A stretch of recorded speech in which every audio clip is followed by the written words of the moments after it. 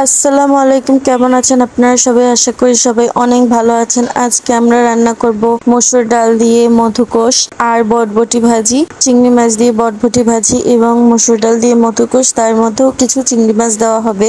আর আমরা রান্না স্টার্ট করছি। প্রথমে আমরা বটবটি ভাজিটা রান্না করব। পেঁয়াজ, মরিচ এসব দিয়ে ভালোভাবে নেড়ে চেড়ে তার মধ্যে আমরা কেটে রাখা বটবটি এবং আলু কুচিগুলো দিয়ে দিলাম। তার মধ্যে একটু হলদি দিয়ে ভালোভাবে নেড়ে চেড়ে দেবো। ভালোভাবে নেড়ে চেড়ে দেওয়ার পরে কিছুক্ষণ ঢেকে রাখলেই কিন্তু হয়ে যাবে বটবটি। খুবই সহজ রান্না।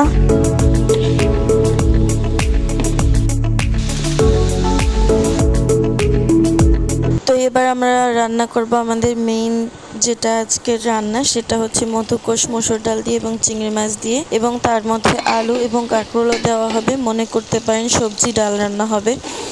তো আমরা পেঁয়াজ মরিচ দিয়ে ভালোভাবে সেটাকে কষিয়ে নেব।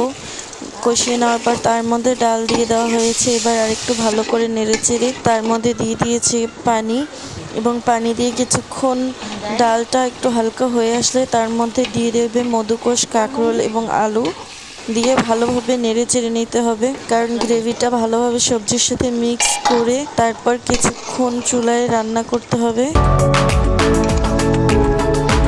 তারপর আমরা দিয়ে দেব কিছু ঝোল, কারণ যেহেতু এটা সবজি ডাল, এটাতে একটু বেশি ঝোল দরকার। তো দিয়ে দেওয়ার পর আমরা ঢেকে রাখবো। এবার চুলায় কিছুক্ষণ রান্না করলেই ওটাও হয়ে যাবে।